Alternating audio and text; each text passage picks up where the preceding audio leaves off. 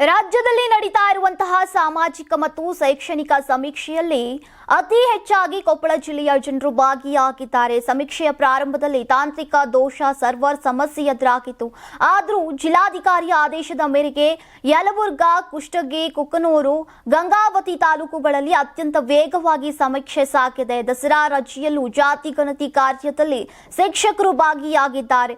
ಕೊಪ್ಪಳ ಜಿಲ್ಲೆಯಲ್ಲಿ ಇದುವರೆಗೂ 51,931 ಕುಟುಂಬಗಳ ಸಮೀಕ್ಷೆ ಮಾಡಲಾಗಿದ್ದು ಮೊದಲ ಸ್ಥಾನ ಪಡೆದುಕೊಂಡಿದೆ. ಇನ್ನು ಚಿತ್ರದುರ್ಗಕ್ಕೆ 2ನೇ ಸ್ಥಾನ, ಬಾಗಲಕೋಟೆಗೆ 3ನೇ ಸ್ಥಾನ ಪಡೆದುಕೊಂಡಿದೆ. ತುಂಬಾ ದಪ್ಪ ಇದ್ದೀರಾ, ಅದರಲ್ಲೂ ಯಾವುದೇ ಸೈಡ್ ಎಫೆಕ್ಟ್ ಇಂದ ಸಣ್ಣ ಆಗ್ಬೇಕಾ?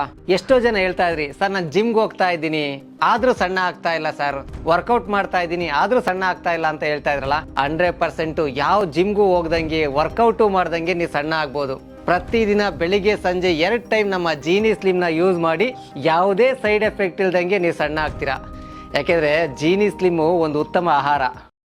ದೇಹದಲ್ಲಿ ಬ್ಯಾಡ್ ಕೊಲೆಸ್ಟ್ರಾಲ್ ಜಾಸ್ತಿ ಆದಾಗ ಹಾರ್ಟ್ ಅಟ್ಯಾಕ್ ಆಗೋ ಚಾನ್ಸಸ್ ಜಾಸ್ತಿ. ಇತ್ತೀಚೆಗಂತೂ ಸಿಕ್ಕಾಪಟ್ಟೆ ನ್ಯೂಸ್ನ ಕೇಳ್ತಾನೆ ಇದ್ದೀವಿ. ಸೊ ಬ್ಯಾಡ್ ಕೊಲೆಸ್ಟ್ರಾಲ್ನ ಕಮ್ಮಿ ಮಾಡೋದಕ್ಕೆ ಉತ್ತಮವಾದ ಆಹಾರ ತುಂಬ ಇಂಪಾರ್ಟೆಂಟು. ಜೀನಿ ಸ್ಲಿಮ್ ಯೂಸ್ ಮಾಡಿ. ಕರೆಕ್ಟ್, ಜೀನಿ ಸ್ಲಿಮ್ನಲ್ಲಿರುವಂತಹ ಎಷ್ಟೋ ಆಹಾರ ಧಾನ್ಯಗಳು ಕೊಲೆಸ್ಟ್ರಾಲ್ ಲೆವೆಲ್ನ ಕಮ್ಮಿ ಮಾಡೋದಕ್ಕೆ ಹೆಲ್ಪ್ಫುಲ್ ಆಗುತ್ತೆ. ಸೊ ಹೆಲ್ದಿ ಆಗಿರಿ, ಜೀನಿ ಸ್ಲಿಮ್ನ ಯೂಸ್ ಮಾಡಿ.